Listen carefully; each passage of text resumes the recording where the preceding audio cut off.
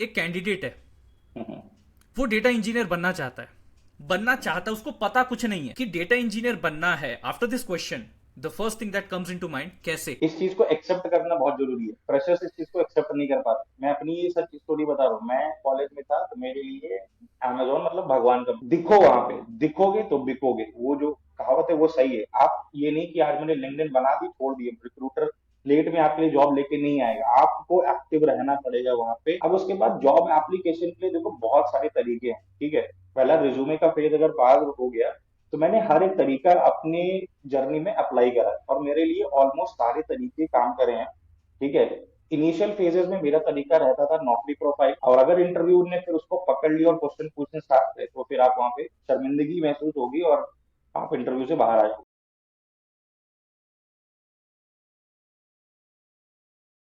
Hello जी दोस्तों, प्रणाम। मैं आप सबका स्वागत करता हूँ 5 एमी जॉबकास्ट के एक नए एपिसोड में। जी हाँ, बिल्कुल आपने सही सुना, जॉबकास्ट है तो भैया देखो ये पॉडकास्ट ही। बातें ही होंगी, वार्तालाप होंगे, कन्वर्सेशन होगा, लेकिन जॉब सेंट्रिक। यहाँ पे मेरे जो गेस्ट है और मैं जो हूँ, हमारे बीच में जो भी वार्तालाप होगी, कन्वर्सेशन होगी, उसका एकमात्र उद्देश्य ये रहने वाला है कि आपकी जॉब लग जाए भाई, जल्दी जल्दी से जॉब लग जाए। और जॉब कैसे लगेगी जल्दी? जब आप राइट डायरेक्शन में एफर्ट्स डालोगे, राइट डायरेक्शन में भागोगे, तो ये जो जॉब फाइंडिंग की प्रक्रिया है वो बहुत ज्यादा एक्सेलरेट हो जाएगी। तो यार वो डायरेक्शन देने का काम ही जो है, आज मेरे गेस्ट और मैं इस पॉडकास्ट के थ्रू जो है आप तक पहुंचाने वाले हैं। और आज के जो हमारे गेस्ट हैं वो एक डेटा इंजीनियर हैं। बड़े बड़े कंपनी जैसे पेटीएम, अमेजोन में ये काम कर चुके हैं, कई सारे इंटरव्यूज ये क्रैक कर चुके हैं। तो मैं आज हमारे जो गेस्ट हैं शशांक जी, मैं आपका स्वागत करना चाहूंगा इस जॉबकास्ट पर। Thank you so much Shri for this warm welcome. काफी अच्छा लगा आपके साथ दोबारा इस स्टेज पे आके, और बहुत एक्साइटेड हूँ। ये सब चीजें जो टॉपिक्स होते हैं इन पे तो हमेशा मुझे बात करना पसंद है। जिस भी तरीके से कम्युनिटी को हेल्प हो पाए, स्टूडेंट्स को हेल्प हो पाए, हमारा तो टारगेट ही हमेशा वही रहता है। सो एक क्विक इंट्रोडक्शन अपना बता देता हूँ, जो लोग भी मुझे पहली बार में भी देख रहे हैं। तो माई सेल्फ जी। शशांक, और जैसा कि श्री ने बताया कि ऑलरेडी मैं कंपनी में काम कर चुका हूँ। सो हाँ, मुझे ऑलमोस्ट 7 साल का एक्सपीरियंस हो गया है। 2017 में मैंने अपना करियर स्टार्ट करा था। बीएससी करी कंप्यूटर साइंस में, फिर उसके बाद एमसीए कंप्लीट करा एनआईटी इलाहाबाद से 2017 में। As a software engineer start करा तो उतना डेटा के बारे में पता नहीं था। आप ये जैसे बहुत लोग मेरे से रिलेट भी करोगे, आप ही के जैसा बैकग्राउंड से हूँ मैं। तो समहाउ पता लगा, अच्छे मेंटर्स मिले। तो मैंने फिर पेटीएम में काम करा, उसके बाद amazon में, एक्सपीडिया में, एंड अभी प्रोफेसी में हूँ। सो मेरी जो जर्नी रही है वो डेटा इंजीनियरिंग में ही रही है। एंड कोविड टाइम पे थोड़ा सा मुझे आया कि कम्युनिटी को कुछ ट्राई करते हैं देने का, तो उसी टाइम पे मैंने अपने चैनल भी स्टार्ट करे, मैं लिंक्डइन पे भी एक्टिव हुआ। तो इस तरीके से मैं कंट्रीब्यूट करता रहता हूँ डेटा कम्युनिटी में। सो बस यही है मेरे बारे में थोड़ा सा। ये मेरा पहला ही सवाल था, लेकिन सवाल पूछने से पहले ही जवाब जो है प्राप्त हो चुका है। अब जबकि हमें पता चल चुका है कि शशांक जी एक डेटा इंजीनियर और इतने सालों का तगड़ा जो है एक्सपीरियंस इनके पास है, बड़े बड़े कंपनीज में भी काम कर चुके हैं। शशांक जी एक कैंडिडेट है। हम्म। वो डेटा इंजीनियर बनना चाहता है, उसको पता कुछ नहीं है। हम्म। जैसे कि हम बचपन में नहीं बोलते बेटा क्या बनना है, प्राइम मिनिस्टर बनना है, ये बनना है, वो पता कुछ नहीं कैसे। लेकिन आप बन चुके हैं, आप उस पोजीशन पे हैं, आप गाइड कर सकते हैं। हम्म। इनिशियल क्वेश्चनिंग ये रहेगी कि डेटा इंजीनियर बनना है। After this question the first thing that comes into mind, कैसे, इसके लिए मुझे क्या क्या आना चाहिए, हम्म। एक बेसिक रोड मैप। बिल्कुल बिल्कुल। सो मैं इसको हमेशा ना दो पार्ट में एक्चुअली डिवाइड करता हूँ, और आज के जो एआई के रिवोल्यूशंस हैं उनके अकॉर्डिंग थोड़ा सा हमको अपनी रोड मैप की स्ट्रैटेजी को भी चेंज करना पड़ेगा। अब आज के टाइम में आप अपने आप को ट्रेडिशनल रोड मैप पे स्टिक नहीं कर सकते। तो एक ये चीज मैं सबको बोलना चाहूंगा, it's not all about data engineering या कोई भी। अब अगर आप सॉफ्टवेयर इंजीनियरिंग में भी जा रहे हो, जहां पे भी आप एआई को लेवरेज कर सकते हो, वहां पे आपको सीखना पड़ेगा। तो मैं क्विकली एक बेसिक रोड मैप बताता हूँ, ठीक है। कि अगर आप एकदम बस अभी कॉलेज से निकले हो या अभी एंट्री लेवल फ्रेशर हो, डेटा इंजीनियरिंग में जाना है। डेटा इंजीनियरिंग है क्या? एक्चुअली एक तरीके से software engineering profile he, but उन लोगों के लिए जो कि डेटा रिलेटेड सॉल्यूशंस पे ज्यादा काम करते हैं।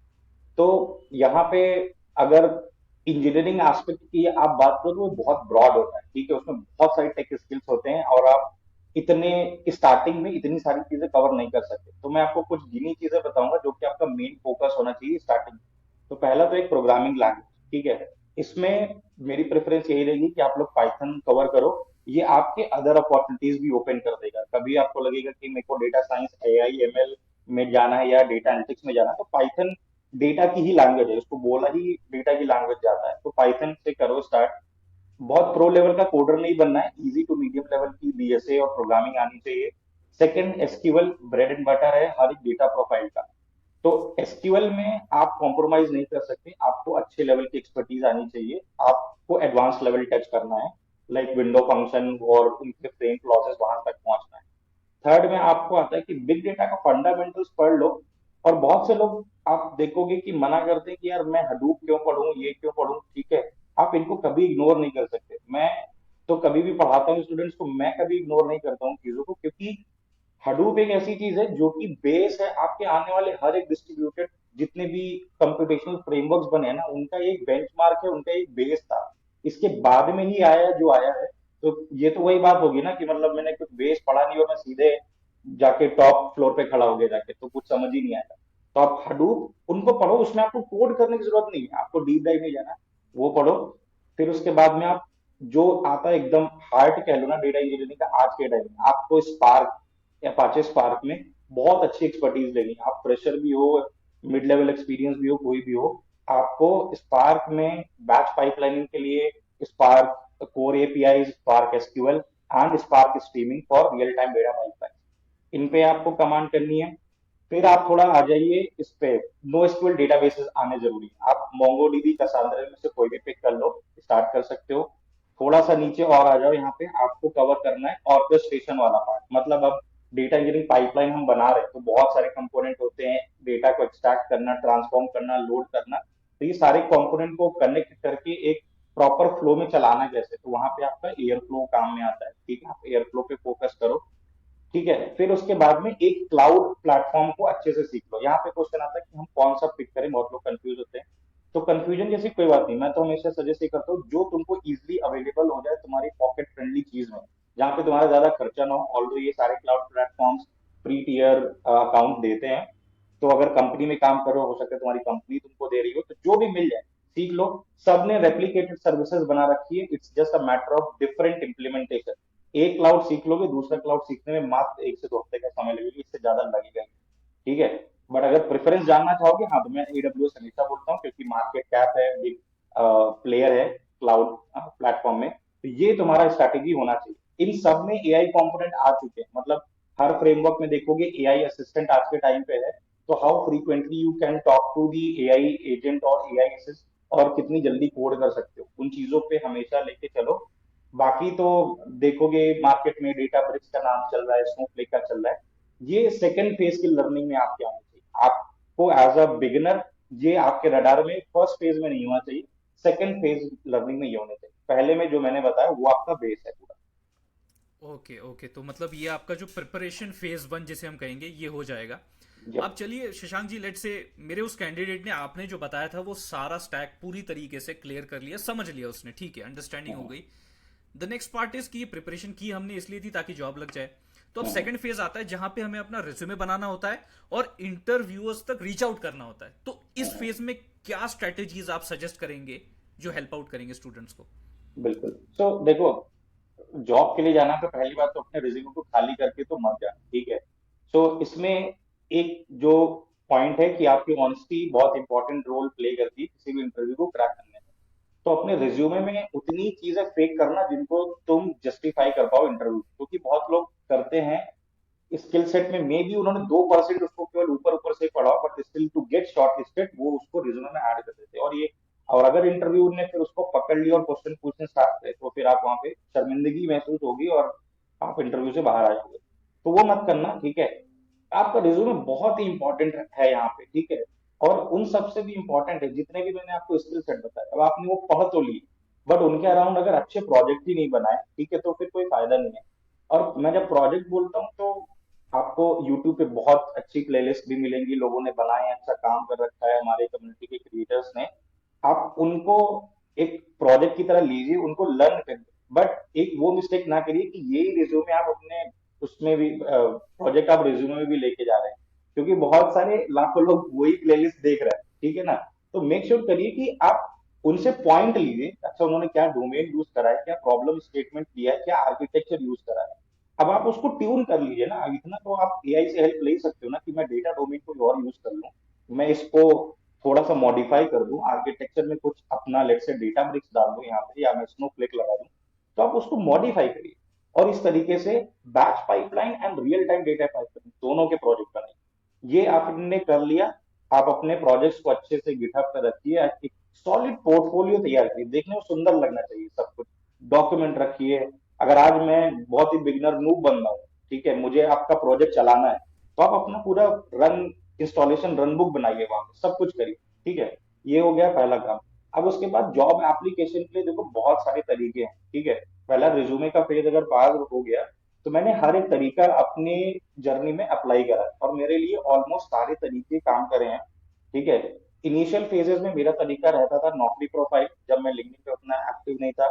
ठीक है, वो मेरा गो टू प्लेस होती थी, उस पे मैं जाता था। उसके भी अलग फंडामेंटल्स होते हैं इन जॉब हंटिंग प्लेटफॉर्म्स के भी, कि आपको डेली एक्टिव रहना है, कुछ ना कुछ एक्टिविटी करनी है, ऑप्टिमल प्रोफाइल बनानी है, कीवर्ड ऐसे स्ट्रॉन्ग डालने ताकि आप ज्यादा से ज्यादा जॉब सर्च में अपीयर हो, आपको रिक्रूटर्स रीच आउट करें। तो मेक श्योर करें आप वो सारी चीजों को वहां पे स्पॉट ऑन एकदम उसी तरीके से फिल करें। नौकरी प्रोफाइल होगी।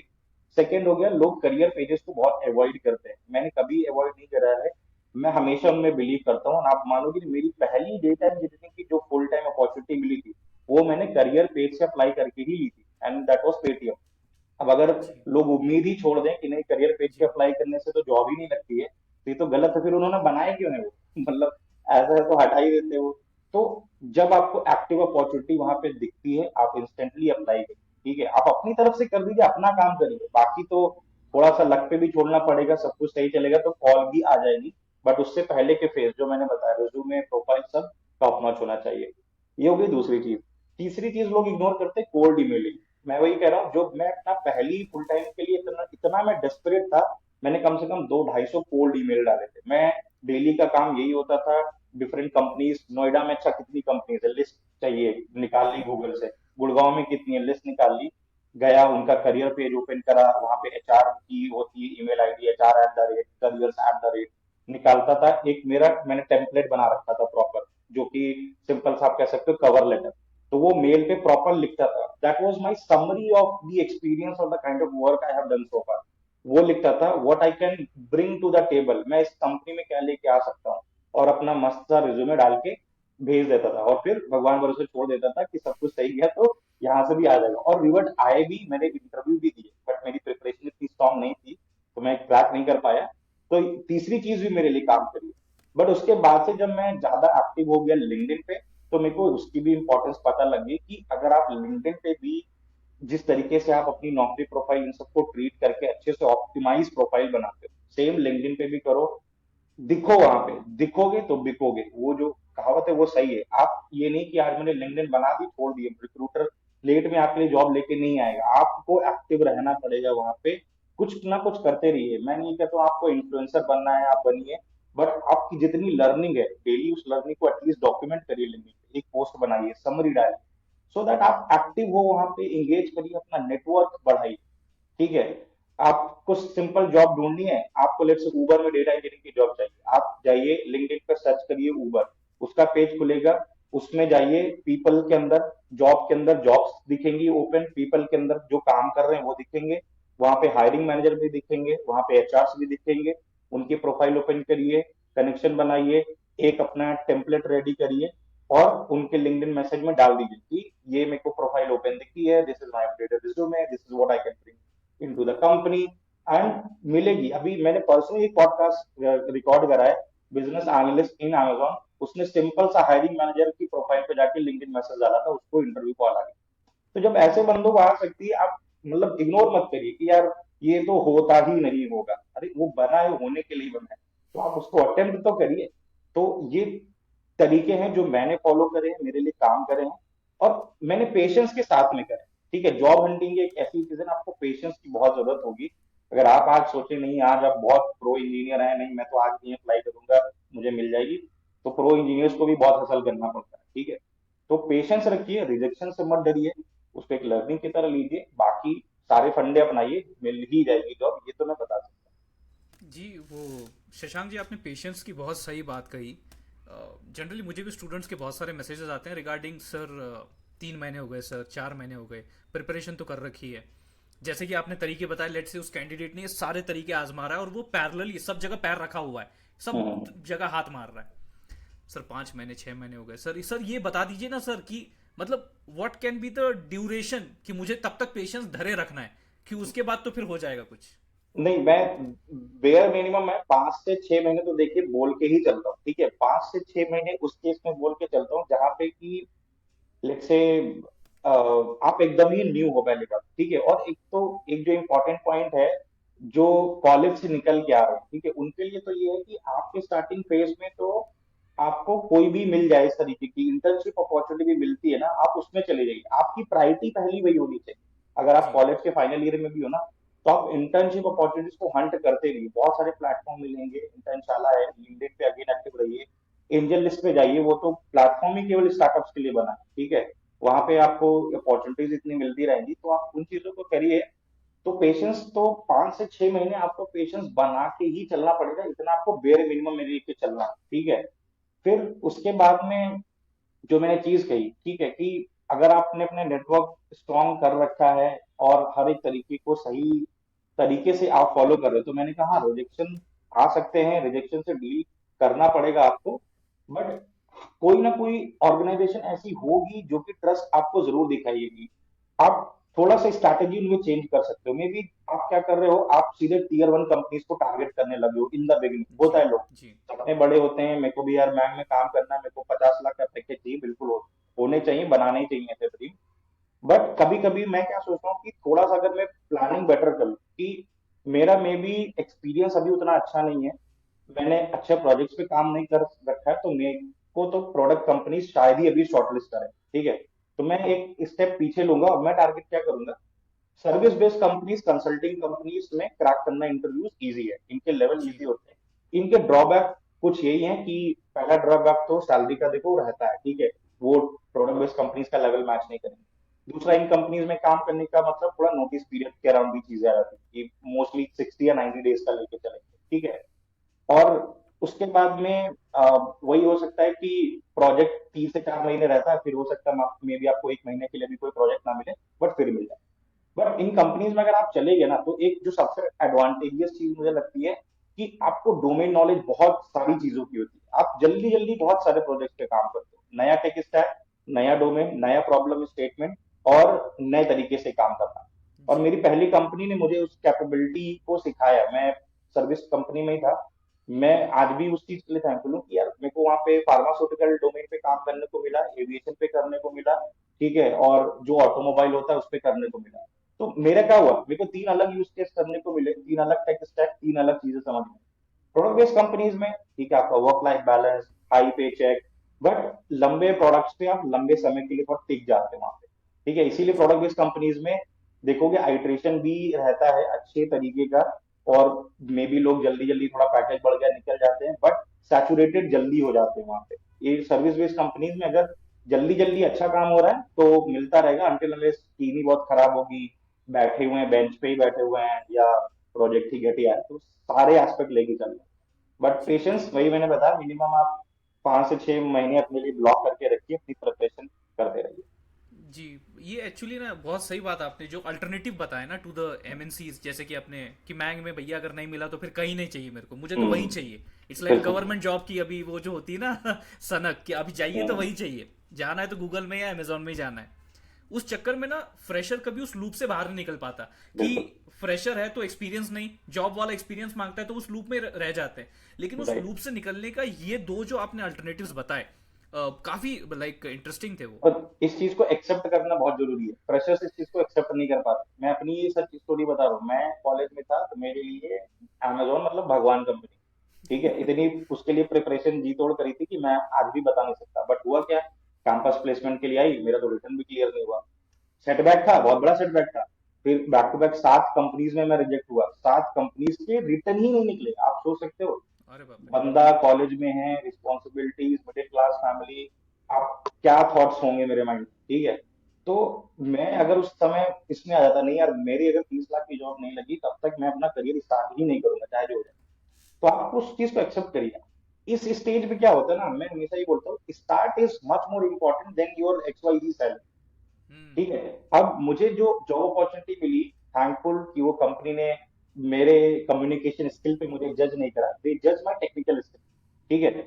और उन्होंने मेरे को ऑफर दिया। ऑफर कितना था मेरा, मेरे को इंटर्नशिप में मिलते थे मैक्सिमम 16,000 कट कटा के सब कुछ। और मेरा जो फुल टाइम का 6 महीने बाद ऑफर मिला था उसमें मुझे मिलते थे 6 लाख पर एनम। अब अगर मैं तो एनआईटी इलाहाबाद भाई टीयर 1 कॉलेज से पढ़ के निकला, अब मेरे एक्सपेक्टेशन बाहर अगर वहीं पे हमेशा टिके होते तो क्या मैं अपना करियर स्टार्ट कर पाता, नहीं कर पाता। तो आपको एक्सेप्ट करना उस चीज को, अपनी कैपेबिलिटीज को मेजर करिए। ठीक है इन द बिगिनिंग, और डिसीजन सही लीजिए। और एज अ फ्रेशर गर्म खून होता है, सब कुछ होता है, इमोशंस बहुत हाई होते हैं, बट चीजों को एक्सेप्ट करिए, क्या कर सकते हैं और इस समय क्या सही है। तो अब वो कैंडिडेट ने, जैसे आपने कहा, जितने भी अभी तक फेजेस थे, वो कैंडिडेट सारे फेज पार करते गया है। एंड गुड न्यूज़, उसे इंटरव्यू कॉल आ गया। और कहाँ से आया? अमेजोन से आया है। क्या बात। तो अब मुझे लगता है शशांक जी बेटर बता पाएंगे कि अमेजोन में जब वो थे उनका इंटरव्यू प्रोसेस क्या था। थोड़ा गाइड हो जाएगा उस कैंडिडेट को। सो यार इसमें भी देखो प्रोसेस डिपेंड करता है आप किस लेवल के लिए एक्चुअली इंटरव्यू कर रहे हैं। ठीक है, तो हम क्योंकि अपना डिस्कशन अभी थोड़ा फ्रेशर्स के लिए सब कुछ करते आए हैं तो हम उन पे ही बात करते हैं। तो जी। Amazon में क्या होता है, L4 लेवल से, जैसे उससे एक और भी लेवल नीचे होता है L3, वो बहुत ही एकदम लाइक 0 to 1 ईयर वाला हो गया। L4 1 से स्टार्ट होता है, फिर L5 आता है, ऐसे करके चलता है, डेटा इंजीनियर 1, डेटा इंजीनियर 2। सो जी। यूजुअली होता क्या है कि आप 4 से 5 मिनिमम राउंड को अपने लिए एक्सेप्ट करके चलो कि इतने मेरे को मिले। और डेटा इंजीनियरिंग राउंड जैसे मैंने बता दिया, डेटा इंजीनियरिंग प्रोफाइल एक ऐसी जहाँ पे मैंने इनिशियली बताया था कि आपको प्रो लेवल कोडर की तरीके से आपको वो नहीं जज करने वाले हैं, वहां पे आपको वो बैठा के लीड कोड हार्ड और या हैकर रैंक कोड कोर्सेज के क्वेश्चन सॉल्व नहीं कराने वाले हैं, उनका फोकस आपके डेटा इंजीनियरिंग स्किल्स पे। बट हम्म। क्योंकि आप बिगिनर हो, अभी आपके पास उनके पास आपको जज करने के लिए है नहीं, आप तो अभी सीख हम्म। ही रहे हो ना, अब आपसे वो स्ट्रीमिंग क्या ही पूछने लगेंगे, क्या वो आपसे चले जाएंगे कि स्केलेबिलिटी में, क्या फॉल्ट टॉलरेंस में चले जाएंगे। तो आपको जज कैसे करेंगे, आपको जज करेंगे बेसिक्स पे, फंडामेंटल्स पे। जी। इसीलिए पहला आपका राउंड होगा ऑनलाइन असेसमेंट, यूजुअली उनमें होता है। तो 90 मिनट्स का हैकर रैंक पे वो एक टेस्ट दे सकते हैं, जिसमें एक या दो आपके इजी मीडियम लेवल के कोडिंग क्वेश्चन होंगे, जो कि पाइथन से या किसी भी लैंग्वेज से जो आपको आती हो सॉल्व कर सकते हो। और 2 से 3 क्वेश्चन उसी में एसक्यूएल के होंगे, वो अपना डेटा सेट देते हैं, क्वेश्चन देते हैं, आपको सॉल्व करना है, एग्जीक्यूट करना है, आउटपुट मैच करना चाहिए। तो ये आपका हो गया ऑनलाइन असेसमेंट। फिर जो फर्स्ट 2 राउंड्स होते हैं ना, वो मोस्टली आपके ये टेक्निकल ही रहते हैं। इन दोनों ही राउंड में जो कंबाइंड फोकस होता है आपके पाइथन प्रोग्रामिंग स्किल पे, या प्रोग्रामिंग स्किल एक तरीके से मैं बोलता हूँ उसको, वो आपका कितना स्ट्रांग है। ठीक है, वो क्वेश्चंस देंगे इजी मीडियम लेवल के लिए, आपको सॉल्व करना है। अगेन ये बेसिक चीजें हैं कि थिंक आउट लाउड, अपनी अप्रोच बताते रहिए, शांत मत बैठिए। ठीक है, ताकि अगर आप कहीं रॉन्ग ट्रैक पे हो तो आपको हेल्प कर पाए इंटरव्यूअर। एसक्यूएल अच्छे लेवल का मैंने पहले ही बोल रखा है, चाहे तुम स्पेशल लेवल से आओ या कुछ आओ, एक्सपेक्ट करो कि तुमको वो हार्ड लेवल तक टच कर सकते हैं एसक्यूएल, उस पे फोकस होगा। फिर जो मैंने बताया था कि बिग डेटा का वो फंडामेंटल आपसे एक्सट्रैक्ट करना चाहेंगे। अच्छा, फाइल फॉर्मेट पता है, पार्के फाइल फॉर्मेट कैसे काम करता है, ओआरसी कैसे काम करता है, कहाँ पे पार्के यूज करोगे, कहाँ ओआरसी यूज करोगे। ठीक है, फिर आ जाते हैं स्पार्क में। अच्छा, स्पार्क का आर्किटेक्चर बताओ, क्लाइंट मोड में कैसे डिप्लॉय करते हैं, ठीक है, क्लस्टर मोड में क्या डिप्लॉय करते हैं, स्पार्क सबमिट कैसे चलता है, एग्जीक्यूटर क्या होते हैं, एप्लीकेशन मास्टर क्या होता है, आर्किटेक्चर समझो। So these kind of things will come into the picture. तो ये साइड हो गया। फिर जो मैंने, बहुत सारी डिपेंड करती है कि इंटरव्यूअर कैसे अप्रोच कर रहा है, बट स्टार्टिंग के 2 राउंड में इन्हीं चीजों पे होगा। ठीक है। जी। फिर आगे आपका जो ये राउंड हो गया, इसमें आप मान के सकते हो कि आपका ओवरऑल डिस्कशन होगा। ओवरऑल जो भी प्रोजेक्ट्स आपने बनाए हैं उसके बारे में डिस्कशन होगा। ठीक है। और इसको बेसिकली आप तरीके से जो बार रेजर राउंड यूजुअली आपने सुना होगा, ठीक है, कि अमेजोन में बार रेजर राउंड होता है, गूगल में होता है, माइक्रोसॉफ्ट में होता है। जी। तो बार रेजर राउंड में होता क्या है ना कि एक जो उस टीम के लिए हायरिंग हो रही है उनका बंदा नहीं होता, उस कंपनी में ऑलरेडी 200 से 300 इंटरव्यू ले चुका होता एक बंदा होता है, उसी को बार रेजर के टैग भी मिलते हैं, क्योंकि वो एक एनोनिमस तरीके से आके आपको जज करता है। मैं अगर टीम हूँ, मुझे कोई बंदा डेस्परेटली हायर करना है, तो अगर वो 60% भी अच्छा करेगा तो मैं हायर कर लूंगा ना। पर वो बार रेजर ऐसा नहीं करेगा, उसका अगर जमा नहीं तो आप जैसे भी हो वो टाटा बाय बाय कर देगा और फिर टीम उसको हायर नहीं कर सकती, जो भी पीरियड होता है उसमें, ठीक है। तो बार एजर आपको सारे एस्पेक्ट पे जज करेगा, आपको बिहेवियरली जज कर सकता है, सिचुएशन देगा, हाइपोथेटिकल देगा, ठीक है, कि तुम्हारे मैनेजर ने डेडलाइन दी तो सिर्फ डेडलाइन मिस होगी, अब तुम मैनेजर को कैसे कम्युनिकेट करोगे, क्लाइंट को कैसे कम्युनिकेट करोगे, ठीक है। दूसरा सिनेरियो हो सकता है कि यार दो टीममेट हो, एक टीममेट को मैंने एक डिजाइन बनाने के लिए दिया, एक प्रॉब्लम स्टेटमेंट का, वो बना के लेके आया और तुम्हें क्या करना है, उसका डिजाइन डिस्कशन सुनना है, उसको फीडबैक देना है। और सिचुएशन ये है कि वो बंदा बहुत ही अकलू है, मतलब कोई भी फीडबैक उसको देता है वो सुनता ही नहीं। तो ऐसी सिचुएशन तुम्हारे सामने आती है तो तुम इसको लीडरशिप तक कैसे ले जाओ, ठीक है। सो दे आर ट्राइंग टू जज कि आप एक कंपनी में एक प्रोफेशनल एनवायरनमेंट में कैसे डिसीजन मेकिंग करोगे, कैसे काम करोगे, and this is what there जो बार रेजर वाला राउंड हो गया उसी में बिहेवियरल कंसेप्ट को लाना, based on the 14 leadership principles of the Amazon। इसी तरीके के लीडरशिप प्रिंसिपल आपको गूगल में भी मिलेंगे, माइक्रोसॉफ्ट में भी मिलेंगे, उबर में भी मिलेंगे। तो जी। वो जज करते हैं कि हमने अपनी 4 कैटेगरीज बना रखी है, 14 कैटेगरीज लीडरशिप प्रिंसिपल्स की, तो ये बंदा किस प्रॉब्लम को किस प्रिंसिपल पे एक तरीके से अप्रोच करता है।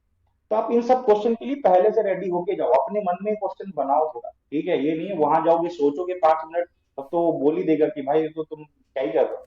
तो हम्म। इंस्टेंट थोड़ा आना चाहिए, ठीक है। जो प्रोजेक्ट डिस्कशन मैंने बताया, हो सकता है वो आपको थोड़ा सा लाइटर लेवल का आपको एक प्रॉब्लम स्टेटमेंट दें जिसमें वो आपकी अप्रोच जानना चाहें कि अच्छा इस पाइपलाइन को कैसे बनाओगे, ये एक डेटा वेयर हाउस है, तुम्हें क्या लगता है कितनी टेबल होंगी, क्या फैक्ट टेबल बनाओगे, क्या डायमेंशन टेबल बनाओगे, अच्छा ये पाइपलाइन चलेगी, तुम्हें क्या लगता है कहाँ फेल हो सकती है, कैसे स्केल करोगे इसको, कैसे शेड्यूल करोगे, वर्क फ्लो क्या बनाओगे। तो इस तरीके का आपके लेवल पे इसी तरीके से वो जज करेंगे। एंड फिर उसके बाद में वही हायरिंग मैनेजर से एक नॉर्मल डिस्कशन होता है जिसमें कि you get to know more about the team and the hiring manager get to know more about. और इसको मैं बोलता हूँ कि ये राउंड उसके लिए भी बहुत इंपॉर्टेंट है, तुम्हारे लिए भी बहुत इंपॉर्टेंट है। तुम्हारे लिए इंपॉर्टेंट है तुम सब कुछ जान लो, हायरिंग मैनेजर से अच्छा तुम्हें कोई कुछ नहीं बता पाएगा। अदर कैंडिडेट्स जो आएंगे मे बी वो तो कुछ भी मक्खन पॉलिश करके तुम्हें बता देंगे, बट आप मैनेजर से पूछो भाई मेरा रोल क्या होगा, ठीक है, मेरी टीम क्या है, हम क्या डोमेन पे काम कर रहे हैं, मेरा प्रोजेक्ट क्या होगा, टेक स्टैक क्या होगा, ग्रोथ कैसी है, प्रमोशन लाइफ साइकिल क्या है, सारे क्वेश्चन जानिए। क्योंकि अगर आपके पास 4 ऑफर लेटर आ गए, ठीक है, आप कैसे डिसाइड करेंगे मेरे लिए बेस्ट हम्म। क्या है। क्या आप सिर्फ पैसे पे जज करेंगे उसको? नहीं, आप हर एक एस्पेक्ट पे जज करेंगे। इसके लिए हायरिंग मैनेजर से हर एक इंफॉर्मेशन निकालें। सही सिमिलरली बात। अपना एक तरीके से पॉइंट ऑफ व्यू बताइए ऑनेस्ट वाला कि आप क्या देख रहे हैं अपने नेक्स्ट रोल में। अगर उन्हीं में अलाइनमेंट नहीं बैठेगी तो नहीं जमेगा। बेस्ट एग्जांपल, मैंने गूगल का मेरे पास ऑफर था, मेरा हायरिंग मैनेजर में उन्होंने पॉइंट्स जो मेरे को बताए, मेरा मेरी एस्पिरेशन के हिसाब से नहीं जमा वो मुझे। हम्म। मेरे को ऑफर लेटर मिला तो मैंने थिंक थ्रू करा, मैं क्यों थिंक थ्रू कर पाया, अगर हायरिंग मैनेजर से मैंने इतना पूछा होता था मेरा प्रोजेक्ट क्या होगा, ये वो मेरे को अच्छे से बता देता इतना ही केवल, तो मैं तो चला था यार, गूगल जा रहा हूँ बढ़िया काम करूंगा। और पता चला वहां जाके कर रहा हूँ सिंपल सा, कहीं पाइपलाइन सपोर्ट कर रहा हूँ, कोई बग आई है तो वो बस फिक्स करके दे रहा हूँ। तो ये काम मतलब मेरी एस्पिरेशन नहीं थी वो काम करना, ठीक ओके। है। तो मेरा अलाइनमेंट नहीं है। तो अगर मेरे को पता ही नहीं होता तो मैं चला जाता, फंस जाता, फिर 6 महीने बाद फिर मैं स्विच के लिए देख रहा होता। तो आप इन सिचुएशन में नहीं पड़ोगे अगर आप अच्छे से हायरिंग मैनेजर को सीरियसली लेते हो। सीरियसली नहीं लोगे तो घटिया जगह फंस भी जाओगे, फिर 6 महीने बाद फिर दूसरी जॉब के लिए फाइट मारोगे। तो ये प्रोसेस था और ऐसे अप्रोच करी थी मैंने। ये जो आपने लास्ट पॉइंट ये मैनेजर वाला बताया, हायरिंग मैनेजर वाला, ये आई थिंक बहुत इंपॉर्टेंट है कि आप पहले रोल्स रिस्पॉन्सिबिलिटी समझ लेते हैं। जेडी में तो लिखा होता है ठीक है लेकिन जेडी उसके में को बाद। तो मैं कभी भी बेस मानता ही नहीं, मैं सच बता रहा हूँ। मैं आज तक जेडी को जो उसमें रिस्पॉन्सिबिलिटीज लिखी हुई हैं कभी उसको बेस मान के चलता नहीं। हाँ, स्किल सेट देख लेता हूँ, बट मेरी जो एक्चुअल कन्वर्सेशन मैनेजर से होगी मैं उसी को बेस मान के चलता हूँ कि हाँ इस टीम में मुझे ये काम करना होगा। जी। जी।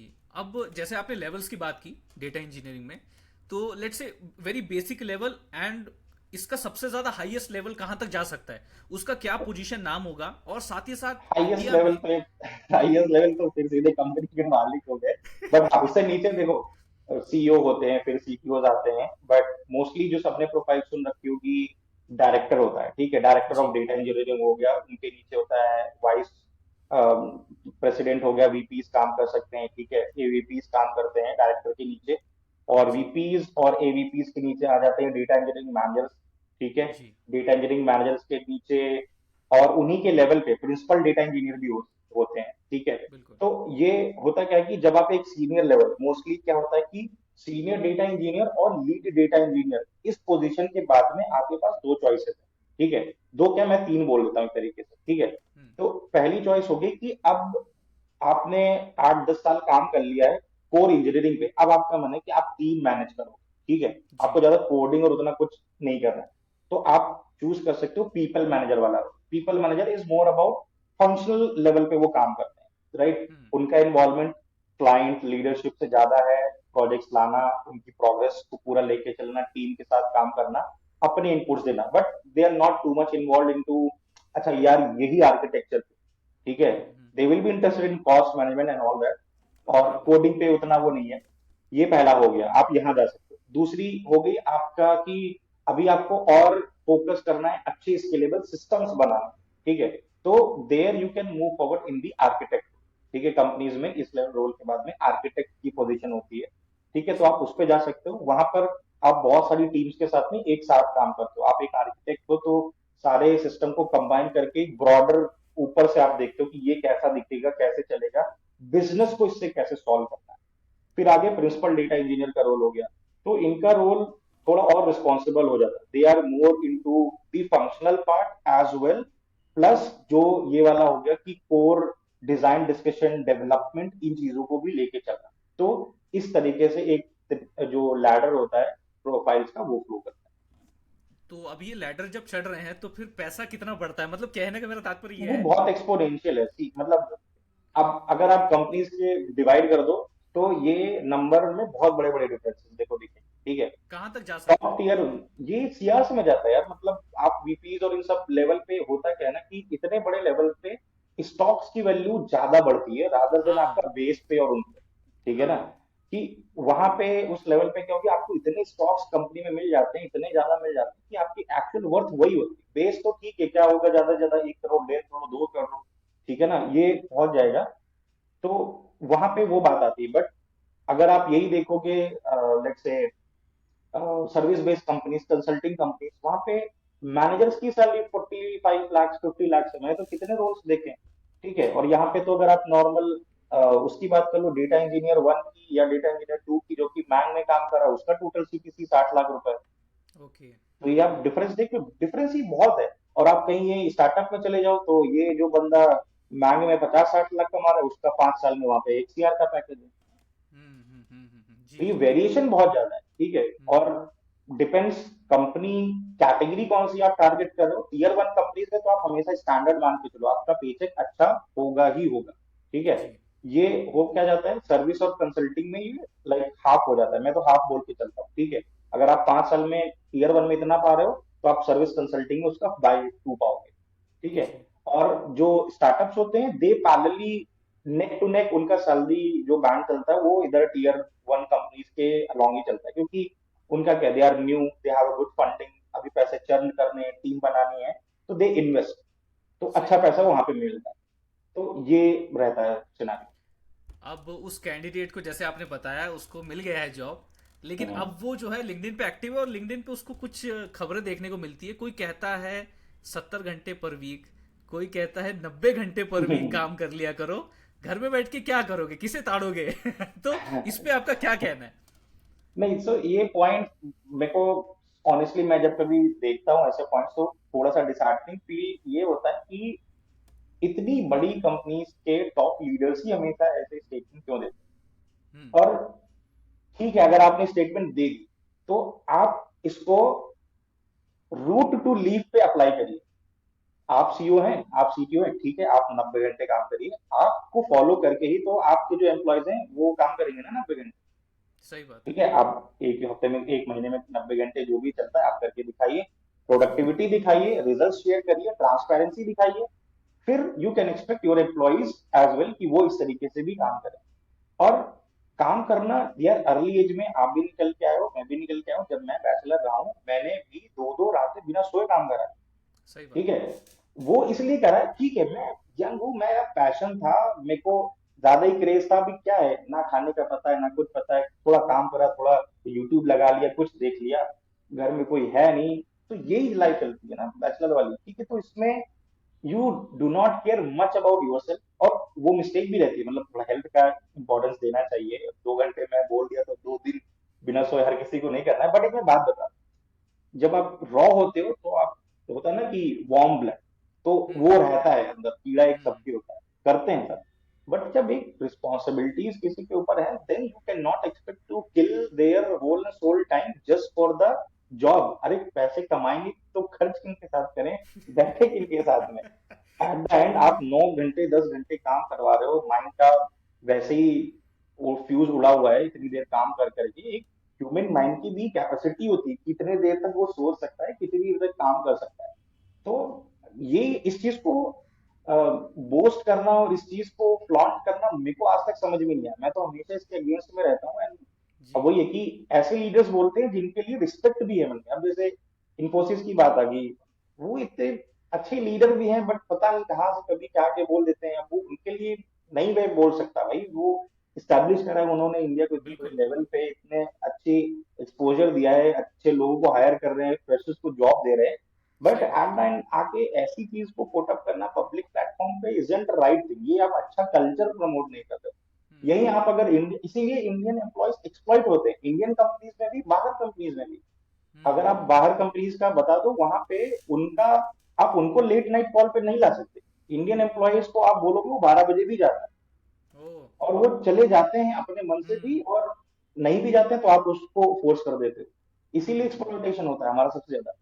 बाहर क्या है भाई, मेरा 5 बज गया, टाटा बाय में, चाहे फट के प्रोडक्शन ऐसी की तैसी हो जाए कंपनी की, मेरा लैपटॉप सुबह ही खुलेगा। वहां पे यही कल्चर है। आपने हम्म कितनी न्यूज सुनी होगी, बीच बीच में आई थी कि यार वो कंपनी ने उस एम्प्लॉय को 8 बजे के बाद कॉल कर दी तो उसने सू कर दिया या ये कर दिया अगले दिन।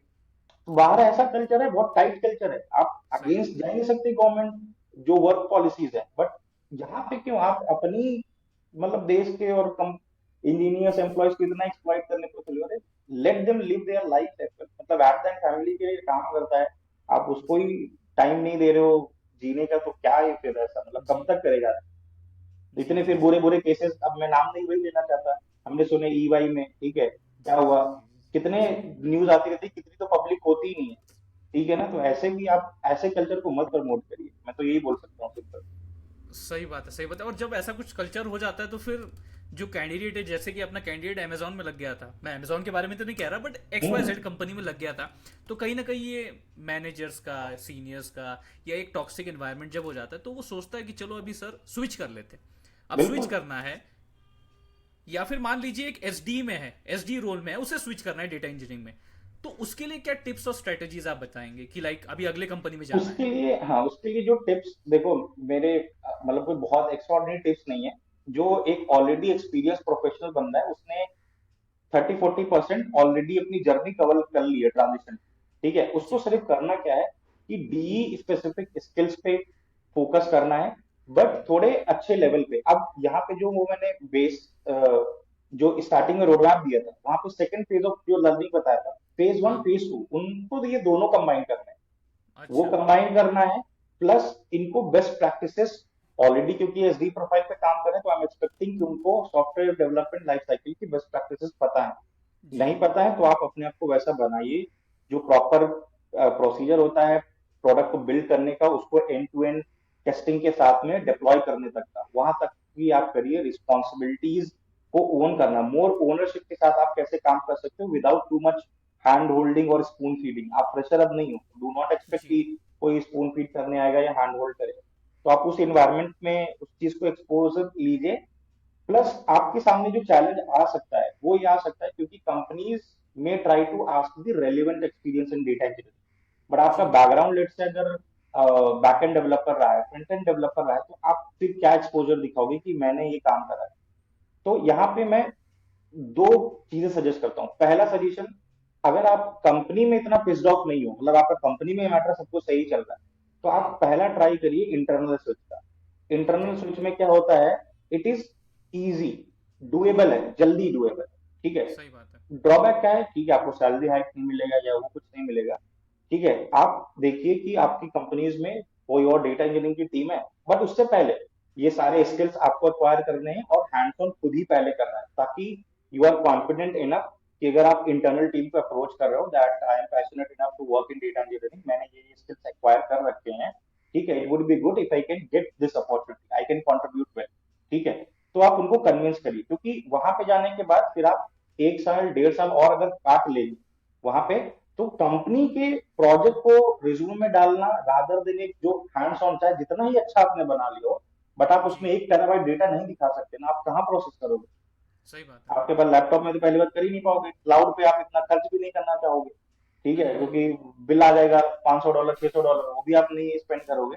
तो हम्म। फिर आप वो प्रोजेक्ट्स को अपने रिज्यूमे में लेके आएंगे तो उसका इम्पैक्ट ही अलग होगा, फिर आप एक डेढ़ सही साल बात। बाद अच्छी कंपनी में स्विच करिए, ठीक है। जी जी। बाकी अगर सिचुएशन ही अलग है, नहीं वहां कंपनी में ही नहीं जम रहा है और एस्पिरेशन भी डेटा इंजीनियर बनने की है, तो फिर वही हसल जो मैंने बताई, जो एक प्रेशर को हसल करनी पड़ रही थी, उसी हसल से आपको भी निकलना पड़ेगा, ठीक है। जी। पेशेंस, अप्लाई करिए, स्किल्स एक्वायर करिए, प्रोजेक्ट्स करिए, बट आपके पास एडवांटेज ये होगा कि आप अपना वो एक एसडी वाला माइंड यूज कर सकते हैं प्रोजेक्ट्स को फ्रेम करने में, रिज्यूमे में डालने में, उन प्रोजेक्ट्स को ट्यून करने में, तो वो पूरा एक्सपीरियंस उसमें लगा दीजिए अच्छे से। तो ये दो तरीके से आप कर सकते हैं। सही बात है, सही बात है शशांक जी। काफी सारी बातें एंड टू एंड, एक मतलब शुरुआत से अंत तक का जो मैं क्वेश्चनिंग लेके गया हूँ, और उसके टू द पॉइंट आपने एग्जैक्ट आंसर्स दिए। होपफुली जो व्यूअर्स देख रहे हैं, जो डेटा इंजीनियरिंग फील्ड में जाना चाहते हैं, होपफुली उनको ये सारी बातों से जो है सीख मिली होगी, और आपकी अभी जो जॉब ढूंढने की और जॉब पे लैंड करने की जो प्रोसेस है वो डेफिनेटली एक्सेलरेट होगी, क्योंकि ये स्ट्रेटजीज अभी शशांक जी ने हमारे साथ शेयर किए। कुछ लास्ट चंद शब्द शशांक जी, जो स्टूडेंट से आप कहना चाहोगे? चंद शब्द में तो यार बस मैं देखो यही कह सकता हूँ जो मैंने स्टार्टिंग में वो बात बोली थी, ठीक है, कि ये एज, ये एक्सपीरियंस, जहाँ पे मतलब आप एक बहुत डेस्परेट हो ना जॉब के लिए, ठीक है, वो सबको समझ में आती है। और जो मैंने बोली कि एक्सेप्ट करना और चीजों को जल्दी समझना, उस चीज पे थोड़ा फोकस करिए, ठीक है। स्मार्ट बनिए एट द एंड, अगर मैं बहुत छोटे शब्द में इसको बोलूँ ना, स्मार्ट बनिए आज के टाइम। वो जी। टाइम भूल जाइए जहाँ पे कभी आप कॉलेज में एक्सप्लॉइट हुए होंगे, रिलेटिव्स ने टॉन्ट मारे होंगे, पेरेंट्स ने टॉन्ट मारे, वो सब पीछे छोड़ दीजिए उस चीज को। अभी नई पोजीशन पे हैं, यहाँ से देखिए कि आपको अपने 5 साल अच्छे से सुधारने हैं। उसके लिए आप अर्ली डिसीजन मेकिंग करिए। अगर आप ये पॉडकास्ट को सेकंड ईयर का बंदा देख रहा है, तो सेकंड ईयर में सोचने लगो कि मुझे कॉलेज से निकलने के बाद में कौन सी प्रोफाइल में अपने पैर जमाने हैं। क्योंकि ये सही सब बात मिस्टेक हमने करी हुई है। हमने है। कॉलेज में तो ध्यान नहीं दिया, एमसीए में जब मैं था, ठीक है, कॉलेज से सीनियर से प्रोजेक्ट आप लिए, ठीक है, रिज्यूमे में लिख दिया, खुद से कुछ सीखा नहीं। फिर 2 साल मेरे लग गए ना, पहली कंपनी में मैं गया, 2 साल मैंने तो काम सॉफ्टवेयर इंजीनियर की तरीके से करा। ऑल थैंक्स टू मेंटर्स मुझे वैसे मिल गए थे कि जिन्होंने 1 साल बीतने के बाद ही मुझे बता दिया था कि आने वाला जो एरा है वो बिग डेटा का है, और वो हकीकत दिख रही है यार। तो मैंने उस टाइम पे ही अपना माइंड मेकअप कर लिया, यार मेरे को स्पार्क अच्छा लग रहा है, डेटा अच्छा लग रहा है, मेरे को बैकएंड एपीआई नहीं बनानी, मेरे को फ्रंट एंड पे नहीं कुछ समझ में आ रहा है, तो मैंने अपना ट्रेजेक्टरी चेंज कर ली ना। तो it was all due to देर आए दुरुस्त आए। तो अगर ये और सही पहले बात से दुरुस्त होके पहुंच जाओ तो उसमें क्या ही बुरा है ना। तो वो चीज करिए, प्लस अच्छे तरीके से काम करिए, डीमोटिवेट मत होइए। बगल में बहुत लोग सक्सेसफुल दिखेंगे, हमेशा आप कभी भी खड़े होगे आपको हमेशा लगेगा कि आपसे लोग ज्यादा ही सक्सेसफुल है। तो इसका मतलब ये नहीं कि आप इंफीरियरिटी कॉम्प्लेक्स में जाएं, अपने ऊपर सेल्फ डाउट लगाएं। अपनी प्रिपरेशन पे बिलीव रखिए और अच्छे लोगों से जुड़े रहिए, जो कि आपको हमेशा मोटिवेट करे आगे बढ़ने के लिए। They are not there to just pull you down all the time, है। बहुत जी। लोग मिलते भी हैं ऐसे। तो ऐसे लोगों के साथ रहोगे तो अच्छा होगा। बाकी जो चीज ओवरऑल डिस्कस करी है कि काम करना आईटी में is one aspect, personal life, mental health, good health, ठीक है, हर एक चीज बहुत इंपॉर्टेंट है। दूर से आईटी इंडस्ट्री बहुत ही लग्जूरियस और ग्लैमरस लगती है, ठीक है, बट रियलिटी बहुत डिफरेंट मिलेगी कभी कभी। तो make sure you are ready to handle everything, ठीक है। तो ये सब एक्सपीरियंस के साथ में ही आता है। और जो जी। चीजें बताई कि अच्छे से मेहनत करके अपना टाइम ब्लॉक करो, कंसिस्टेंसी लाइफ में, ये सब मतलब सब कोई बोलता है, वो सुनता है, तो मैं रिपीट नहीं करना चाहता। जी। बट अपने आप में जितना ज्ञानी बनोगे अच्छे से, जितना काम रैकिंग चीजों को अप्रोच करोगे, उतनी जल्दी सक्सेस मिलेगी। और जितना जल्दी इधर उधर फोकस लूज करोगे और लगेगा कि कुछ अचीव नहीं हो रहा, डिमोटिवेट होगे, एंड फिर तो कुछ नहीं अचीव होगा, ये मैं यही बोल सकता हूँ। सही बात है, सही बात है। Thanks for those words Shashank ji. जो आपने यहाँ पे आज इस पॉडकास्ट में डेटा इंजीनियर का end to end road map share किया है, और आपने जो इतना टाइम दिया है यहाँ पे, वैल्यूएबल एडवाइस दी है, उसके लिए तहे दिल से हाथ जोड़ के धन्यवाद आपको कि आप यहाँ जुड़े। और आई थिंक आपको अच्छा लगा होगा। एक्सपीरियंस कैसा था? बिल्कुल बिल्कुल, बहुत, इट वाज रियली गुड। और मतलब मैं तो हमेशा ही ये सारे मोमेंट एंजॉय करता हूँ, जितना जी। एक्सप्रेस करने को मिलता है और जितना अपना एक्सपीरियंस शेयर करने को मिलता है, तो हमेशा ही एक रिलैक्सिंग ही फील होता है कि हाँ यार, आज कुछ नया बताया है। कुछ लोगों को हो जी। सकता है, अगर 10,000 लोग भी देखेंगे और एक की भी लाइफ उसमें चेंज होगी इन एडवाइस से, तो हमारे लिए वही बड़ी बात होगी, एग्जैक्टली। क्योंकि एक एग्जैक्टली। इम्पैक्ट ही करना आज के टाइम में बहुत मुश्किल की चीज है। तो बस इसी पर्पस के साथ में I always love sharing my experience. Thank you, thank you, thanks a lot.